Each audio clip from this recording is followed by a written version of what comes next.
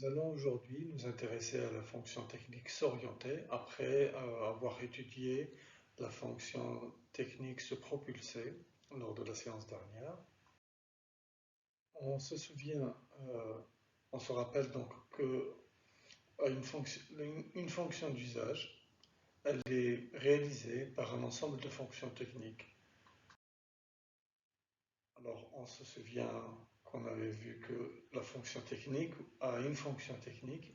Il y a plusieurs solutions techniques, c'était la conclusion de la séance dernière. Alors on continue cette étude en regardant de près la fonction technique se déplacer. Se déplacer signifie se propulser, techniquement parlant, signifie aussi s'orienter, techniquement parlant aussi, et signifie pouvoir s'arrêter, techniquement parler aussi. C'est ce qu'on avait vu les deux dernières séances, sauf que cette fois-ci, on s'intéresse précisément à la fonction s'orienter. Comment techniquement on peut la réaliser. Voilà. Quelles sont les solutions techniques possibles pour réaliser cette fonction? Bien, regardons les objets techniques qui permettent de se déplacer, notamment un vélo, plus simple, celui que vous avez déjà vu. Ben, s'orienter, il y a un ensemble de pièces dans le vélo qui sont conçues pour pouvoir réaliser la fonction technique s'orienter. Le guidon, la fourche, la roue avant, tout cet ensemble agit pour réaliser la fonction s'orienter. Ici, on voit la fonction s'orienter réalisée par une personne qui fait du skateboard, mais on ne voit pas, à première vue, on n'arrive pas à voir comment elle est réalisée, mais en vérité, la fonction s'orienter ici, elle s'effectue par, par un appui différencié sur les roues qui changent leur vitesse, et l'objet complètement se met à s'orienter par différenciation entre les vitesses des roues. Et cette différenciation s'obtient par la pression de cette personne sur les roues, à droite ou à gauche, et elle réussit à avoir les mouvements et la direction qu'elle a souhaité. Regardons maintenant un char à voile. Il se déplace. Il se déplace donc grâce au vent. Il s'oriente en partie grâce au vent aussi. Il suffit pour le passager d'orienter la voile de manière à orienter la poussée du vent dans le sens où il veut aller. Et aussi avec les pédales qu'il a pour orienter la roue également un petit peu pour obtenir une orientation. C'est un peu sportif, mais bon, le char à voile, c'est pour faire du sport. Mais on arrive à s'orienter en cumulant de techniques. Alors, regardons dans le char à voile justement quelques éléments qu'il faudra retenir. Il y a les éléments qu'il y a sur la propulsion, qui est la voile, et le mât, et les parties qui assurent le guidage, le bout, les coudes qui sont, qui sont les parties extrêmes de la voile, et la roue avant qui aide à la stabilité, qui aussi permet l'orientation de l'engin. Regardons maintenant une voiture, tout le monde connaît. L'orientation, la partie visible, on voit un volant, une personne qui est en train d'orienter, tourner sa voiture. Et bien derrière ça, il y a tout un mécanisme constitué d'un volant, une colonne de direction, un pignon et une crémaillère. Tout cet ensemble est relié aux roues qui s'orientent et qui permettent d'obtenir l'orientation de la voiture. Donc c'est une fonction technique assez sophistiquée, mais pas trop quand même, elle reste relativement simple. Regardons maintenant un avion. un avion, comment elle fait pour s'orienter. Il n'y a pas de roue, c'est un peu plus, c'est un peu plus recherché. Mais s'orienter, ça signifie pouvoir pivoter selon trois axes. L'axe longitudinal, que l'on voit ici. Le premier, je vais le changer de couleur pour... je prends du bleu. Voilà.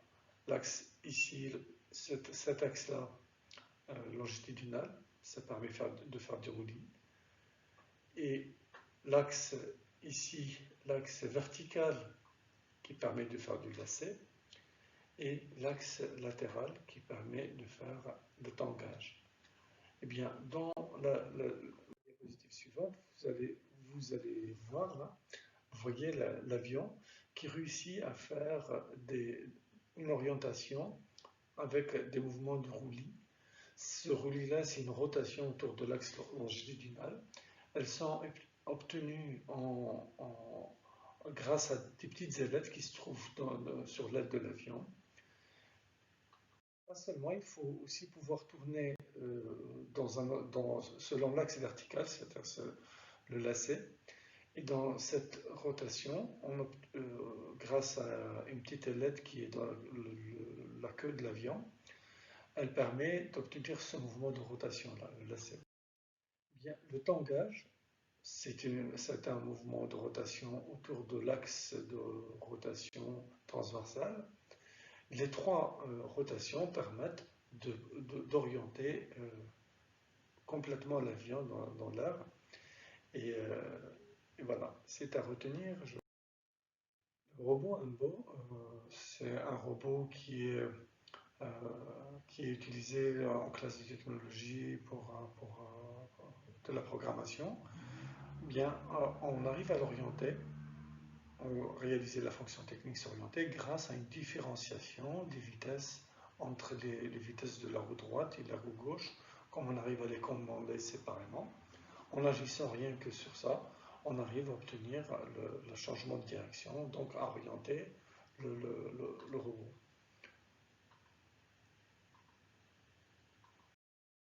Regardons cet engin à chenille. Il y a beaucoup d'engins qui fonctionnent avec ce principe.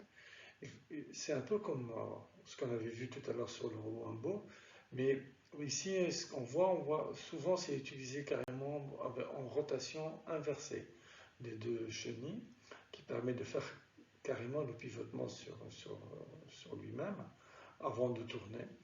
Et voilà, c'est une autre technique d'orienter. Regardons encore une dernière technique d'orienter, c'est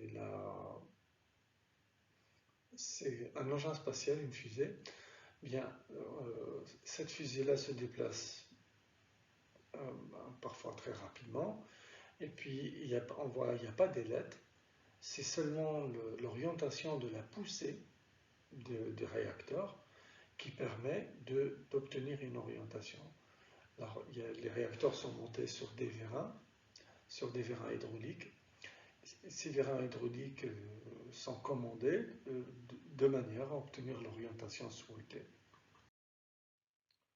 En conclusion, il faudra se rappeler que la fonction technique s'orienter possède plusieurs solutions techniques. On a vu des solutions techniques très différentes les unes des autres, hein, celle du char à voile, celle de l'avion, celle du vélo, celle du robot, celle de l'engin à chenille. On a vu plusieurs solutions techniques différentes, mais chacune des solutions, elle a une justification par rapport aux contraintes de l'environnement, de l'objet technique, par rapport au budget qu'on y attribue, par rapport à la performance de la solution, etc. De toute façon, chacune d'elles est argumentée, elle a des raisons d'être.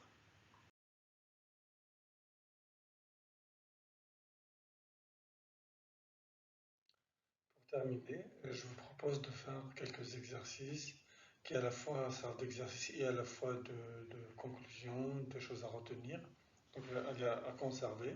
Vous avez le temps de les chercher tranquillement en classe et chez vous. Voilà, le premier exercice que vous voyez, Je vous demande pour un vélo, l'engin que vous connaissez le plus, que vous avez déjà étudié, alors je vous demande sur ce vélo-là de dire d'abord quelles sont les pièces qui permettent de réaliser la fonction s'orienter. Qu'est-ce qui permet de s'orienter dans ce vélo et nommer chacune des pièces, dire quels sont leurs rôles. Deuxième chose, je vous demanderai aussi, à titre de révision de la séance précédente, dire quelles sont les pièces qui participent pour réaliser la fonction propulser. Voilà.